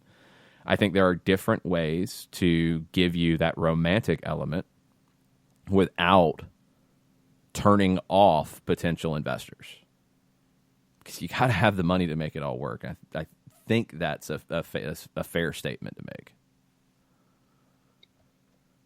I mean, think about the Dallas Cowboys as an example. When Jerry Jones purchased the team back in 1989, losing $1 million cash a month, potentially heading to bankruptcy, Jerry Jones picks up the Cowboys from Bumbright for $140 million at the time. And I think Jerry Jones basically leveraged everything he had to pick that up. Mm-hmm. They were valued at $60 million.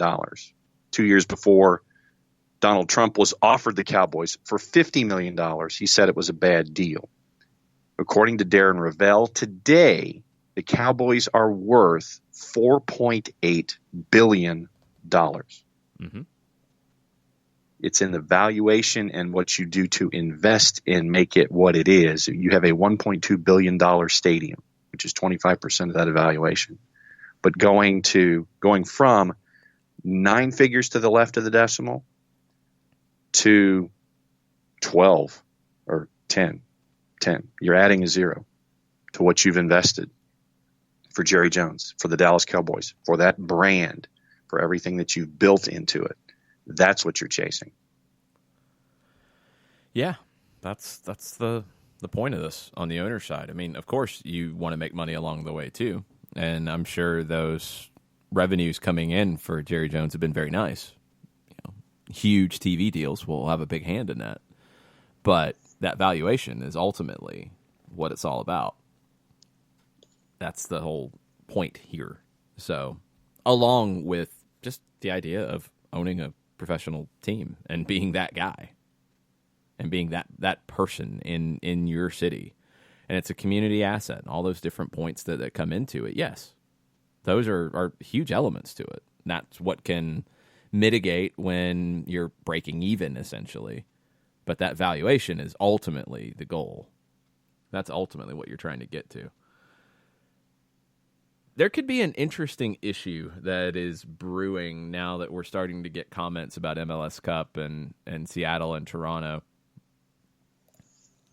Toronto not happy about this whole setup, that if they win, They would not be going to the CONCACAF Champions League because of the way it's been set up. This has never come up before. When Toronto won MLS Cup in 2017, they had already won the Canadian Championship. They were already going. Greg Vanney said, it would be interesting to have a champion not be in Champions League. For us as a club, we'd like to have more than just one way to get in, but that's where it's at for now. Our job is to go try to win the championship this weekend and figure all that out later. Justin Morrow said, should we win, we should be getting a CCL spot. Flat out. Quentin Westberg said, if only I could make the rules also. It is weird, but right now I don't really care, to be very honest.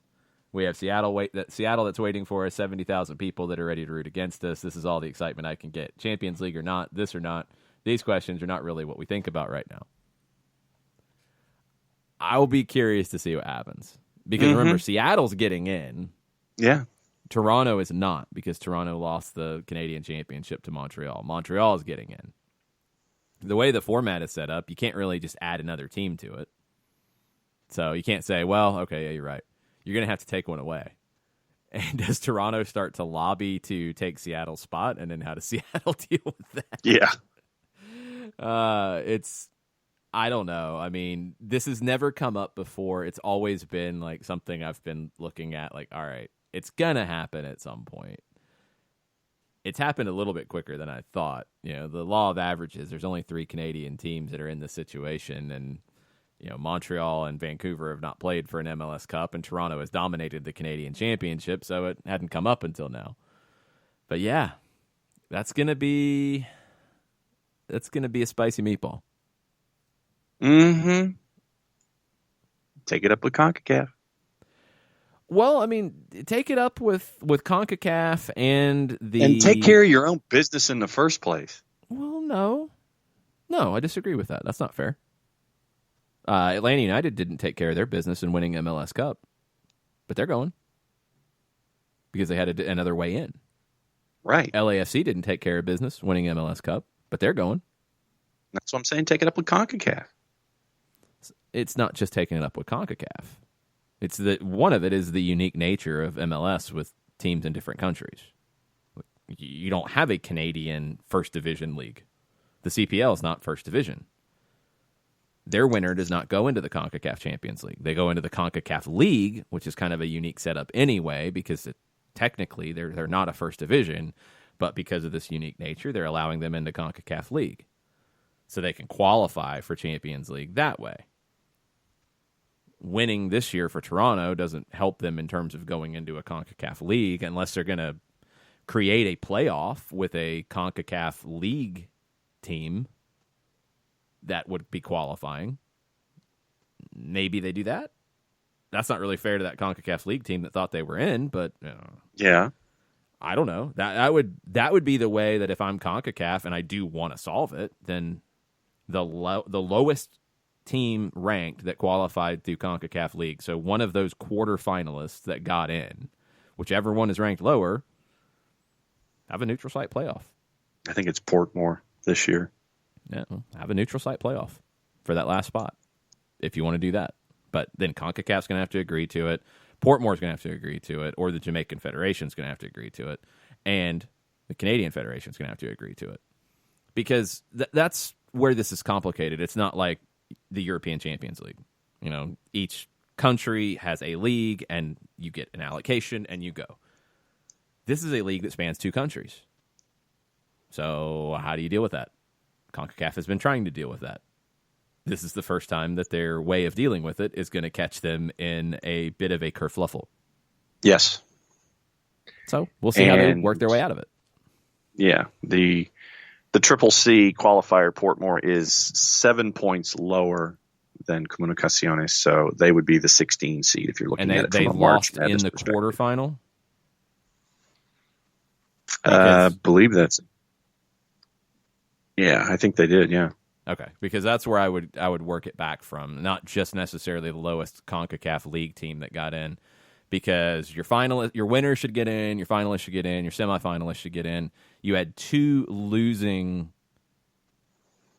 teams that lost in the quarterfinals that got in.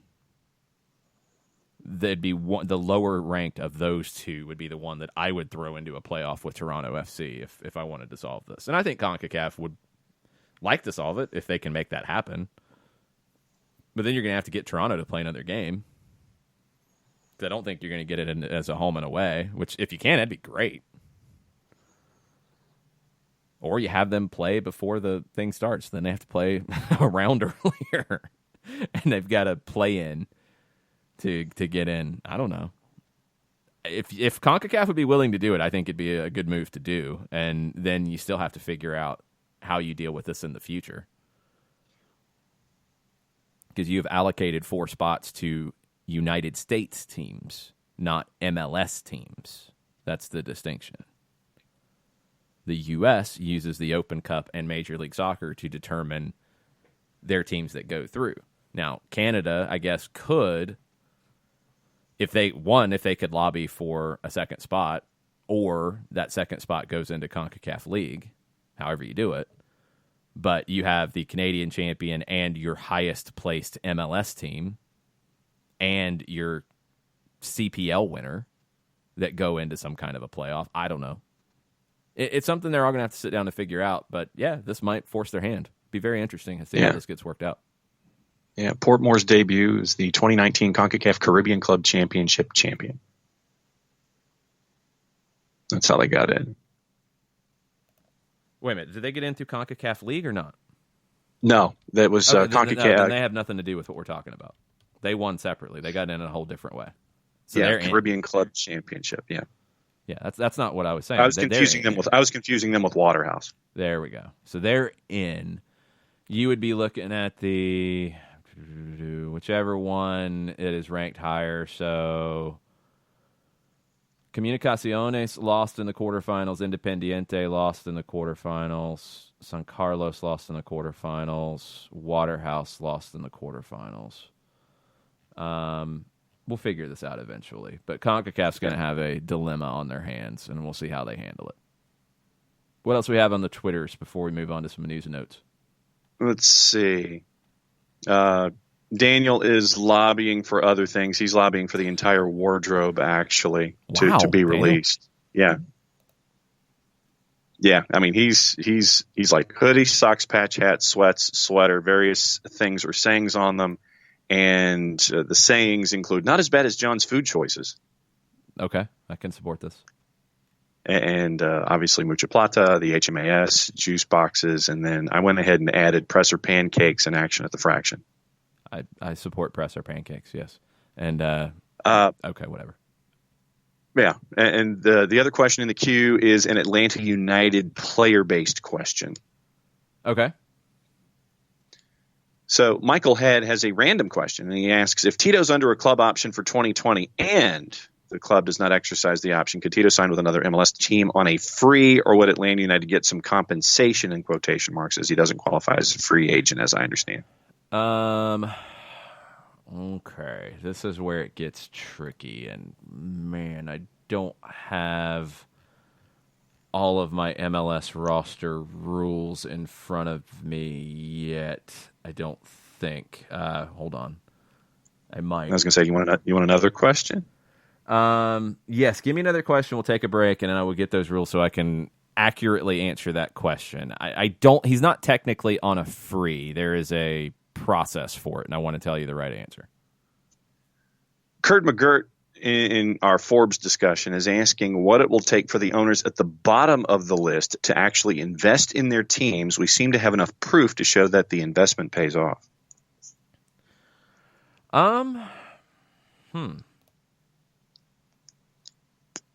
You would think that they would be looking at the ones that are investing and say, okay, I have a safe investment now, but man, I can make more money.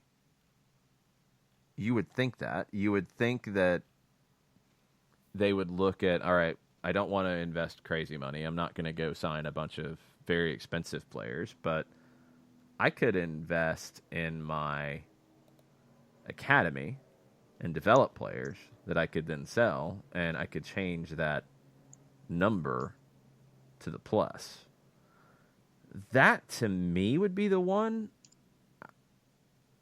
That's where I would go if I was these teams, but I don't know if all of them have the right people who are making these recommendations.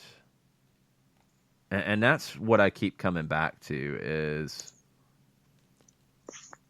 do these clubs have the right people in their front office to say, we can develop players. Yes, it's going to take time. Yes, it's going to take investment. But if you invest $5, $6, $7 million in the academy yearly, and you're going to be working with 100 to 150 players yearly, and you're expected to be able to develop 2, 3 yearly to sign.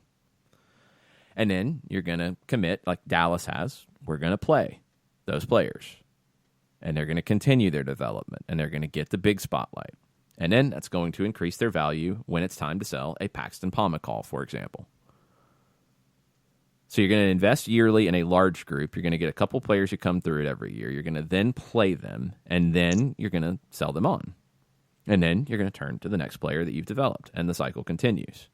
And then you get to a point where you should be making enough in your transfers out to pay for your academy investment.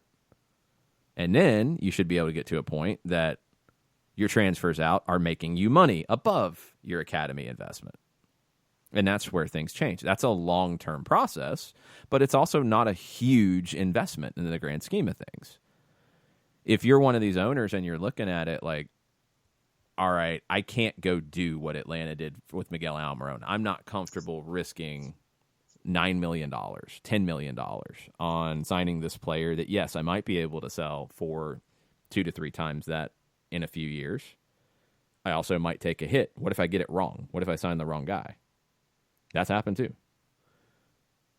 You're going to have some who are going to say, I don't necessarily want to do that. I think the academy investment is the way for them to change it. I really do. Because there's so many other benefits from the academy investment. I mean, you're doing things in your community. You're adding more things to talk about from a marketing standpoint. You're doing more. You're affecting more. You're changing the soccer community that you're in a positive way.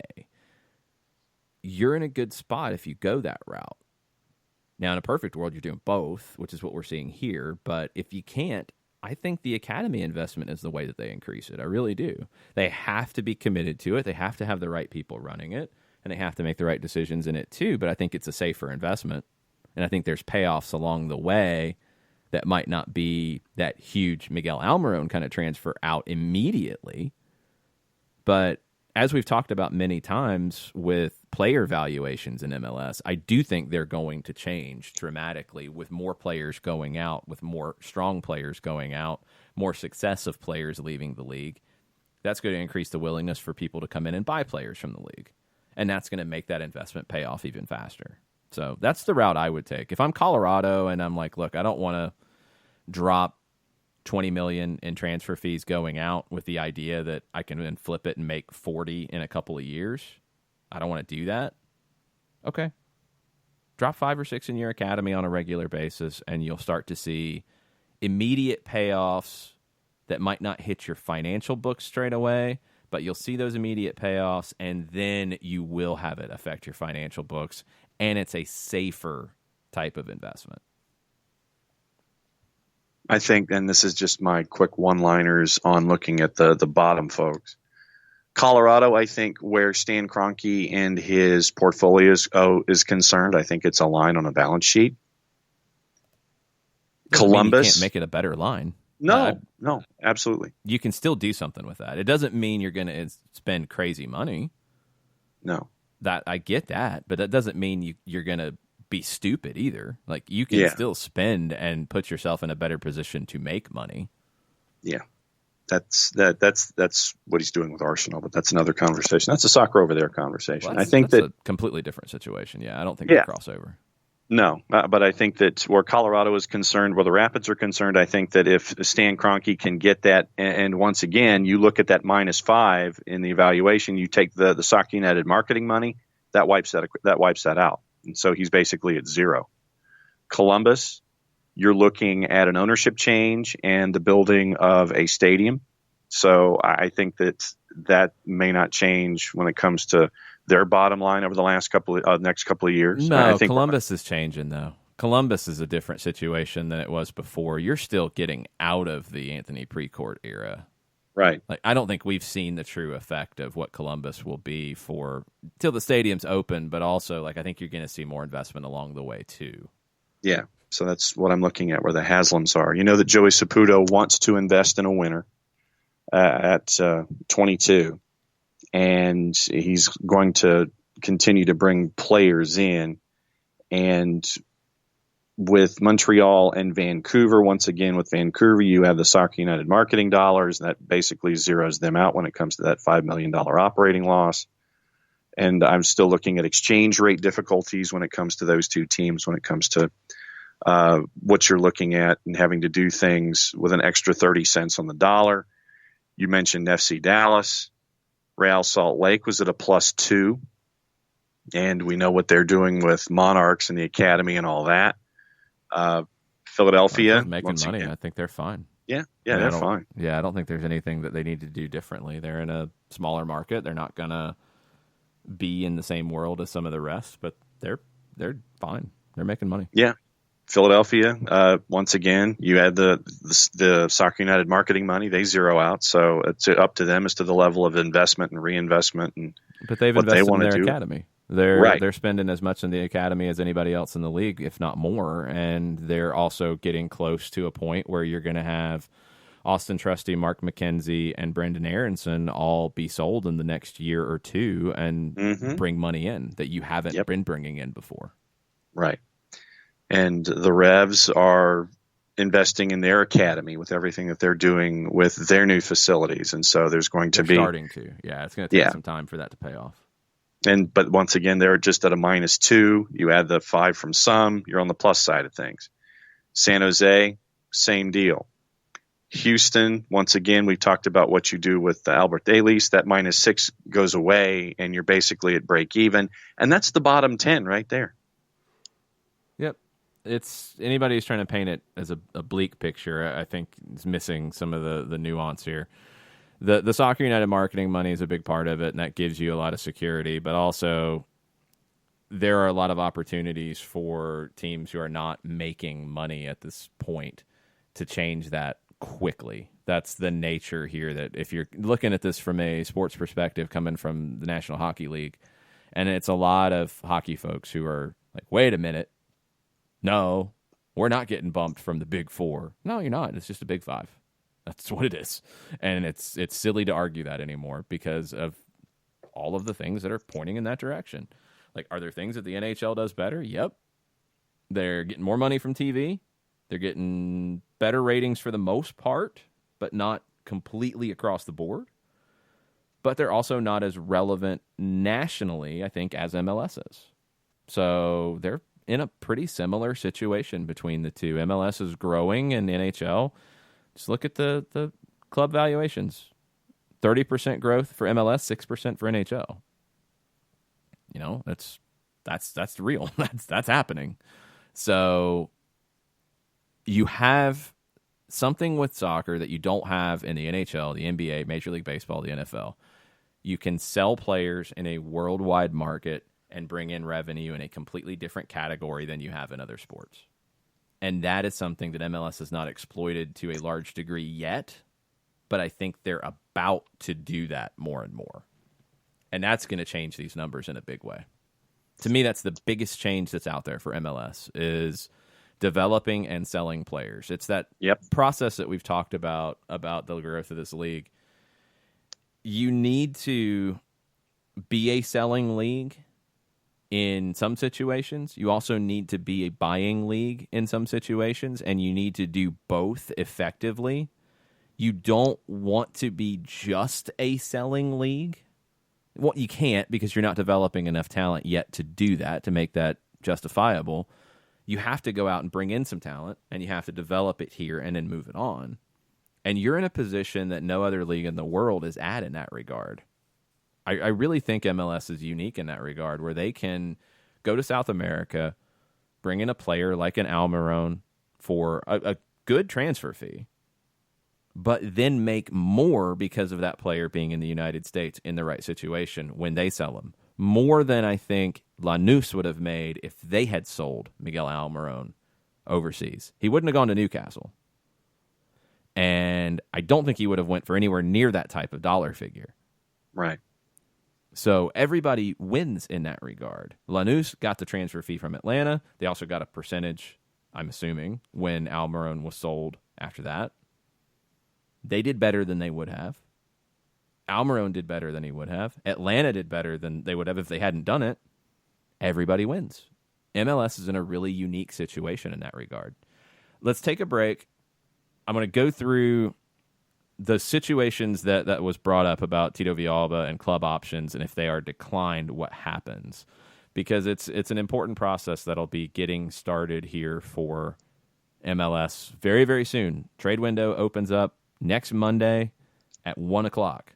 We already have a couple of trades that have been reported that will be official at that point. Nashville getting busy. We'll catch you up on all of that as we wrap up right after this. Looking for future leaders we can trust and believe in? Look no further than the high school student athletes right here in Georgia. High school sports teach young people how to be effective leaders. It begins by making their grades and being on time for practice. It includes learning to listen, following directions, accepting responsibility, being a good role model. And it's about respect for officials, opponents, the rules, and each other. The result? It transcends sports. It gives us hope for the future. High school sports. There's so much more than just a game. This message presented by the Georgia High School Association and the Georgia Athletic Directors Association.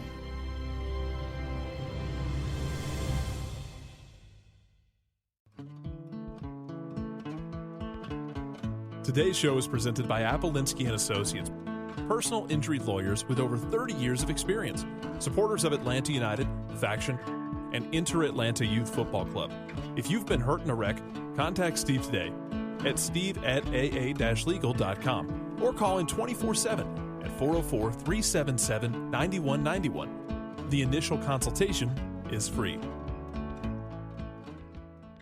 We know that every driver is different, and a one-size policy does not fit all. That's why Country Financial offers a variety of discounts, so you get the coverage you need and the savings you deserve. From good driver to good student, multi-policy to multi-car, we've got a discount to suit every driver. Call Jason Wright at 678-568-6871 today to see what you could save. On Facebook at Jason Wright Agency or by phone at 678-568-6871. Discounts vary by state. Policies issued by Country Mutual Insurance Company, Country Preferred Insurance Company, or Country Casualty Insurance Company, Bloomington, Illinois.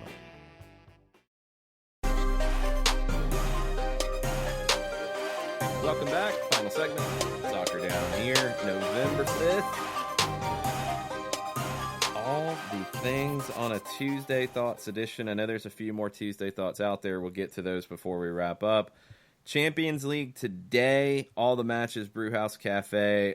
Bunch of games at 3 o'clock. If you want to watch all of them and kind of turn your chair from one to the other, to the other, to the other, the Brewhouse is the place to go for that. There's also games kicking off just before 1 o'clock as well. Also games tomorrow. We'll be back at the Brewhouse next Monday for soccer over there. Don't forget, they're doing an awesome asado argentino on Friday night. It's $35 for your asado plate. You also get a drink with that, and $10 from that goes to support Soccer in the Streets. Really cool initiative, awesome food. Had a chance to sample a little bit of it here and there, and it's been very good. Umberto does an amazing job at the Brewhouse, so check that out Friday. We'll be back on Monday for soccer over there. We're going to have a lot to talk about next week with everything happening in Champions League and worldwide. And, oh, yeah, by the way, Liverpool and Manchester City this weekend. Hoi. I've heard of them. Hoi.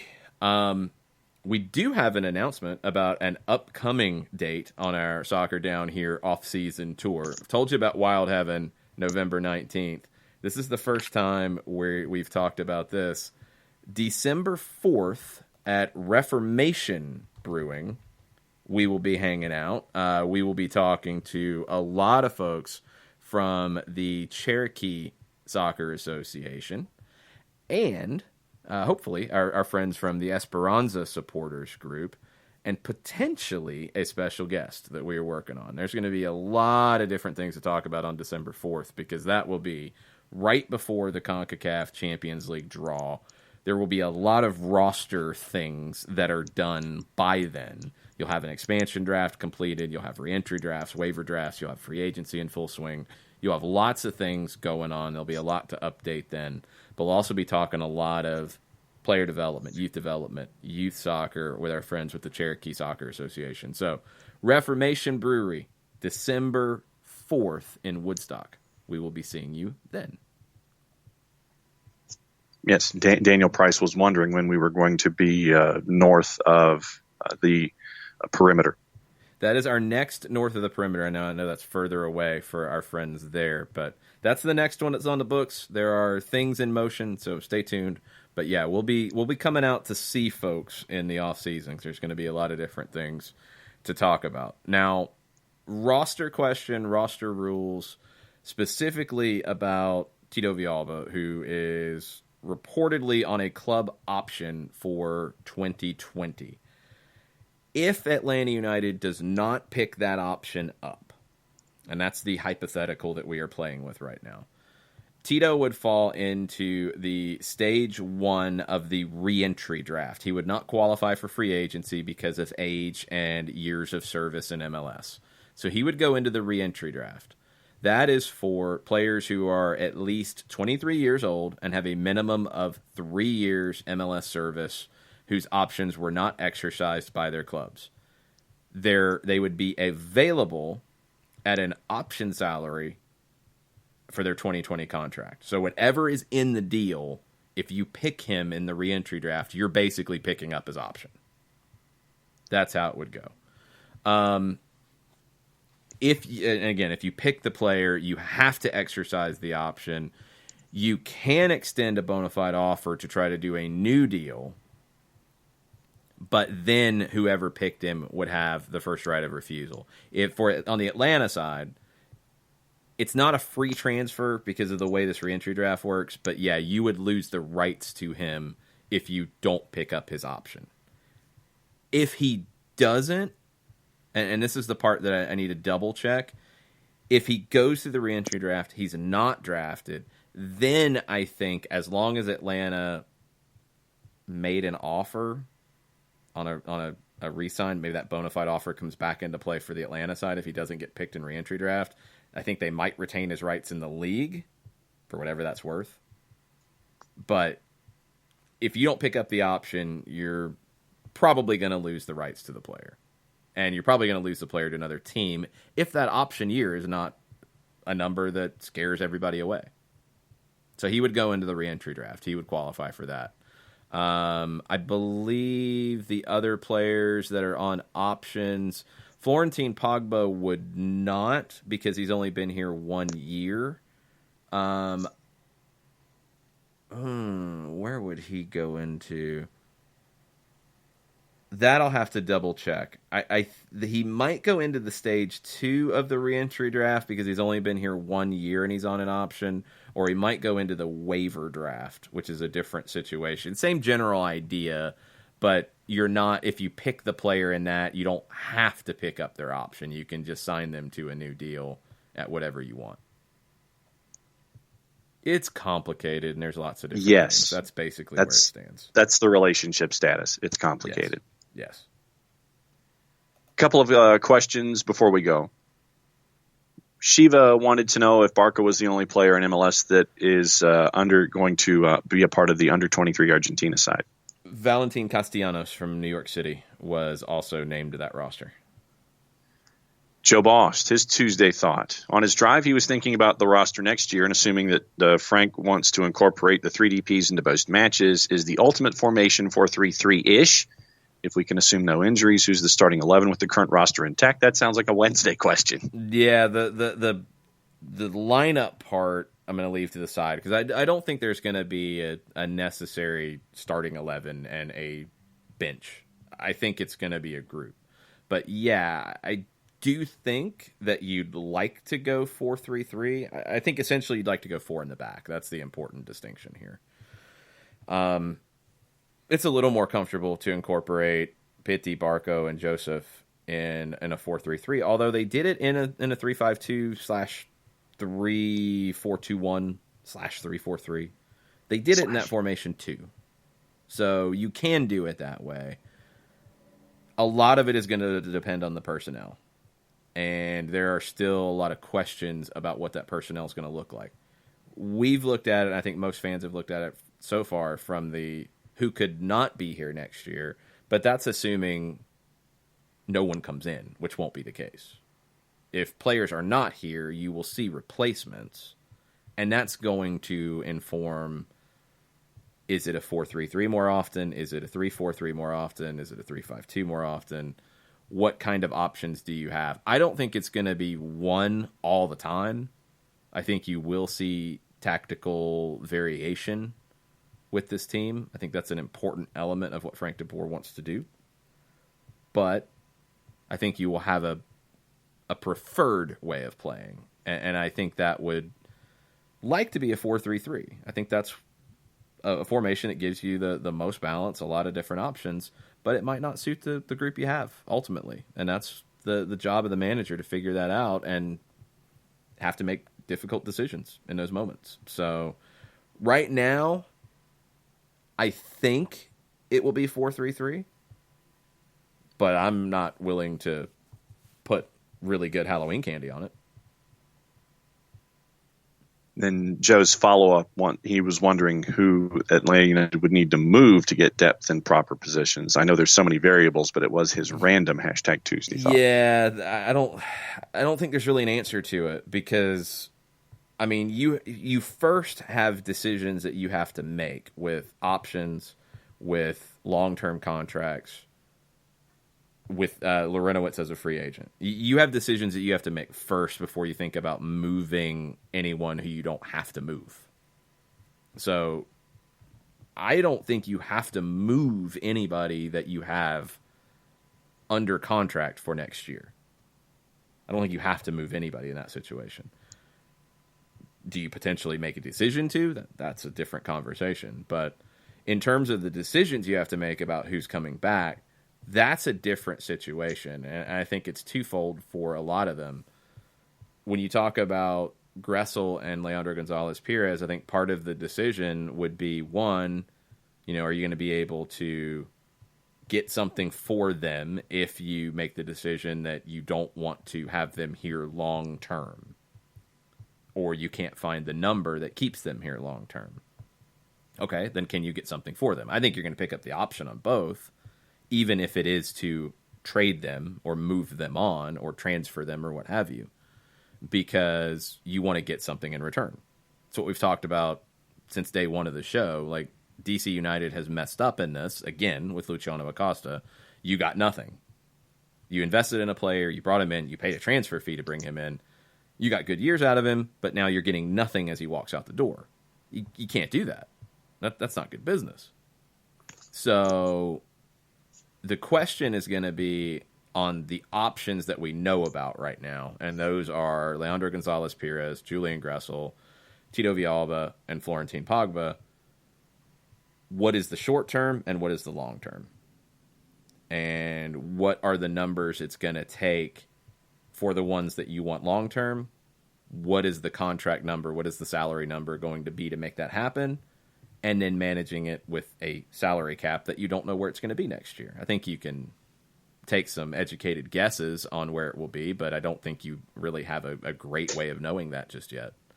So it's complicated. It's going to be difficult. And those are the first decisions. Like, we can go through 20 different scenarios that might not make any sense next week because of decisions about those players. It is a bit of a step-by-step process.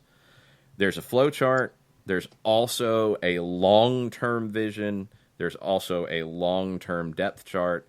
There's also players that are outside of the club right now that you feel like you could go get at prices that make sense for you, that you have ideas of, if I lose X, I can bring in Y.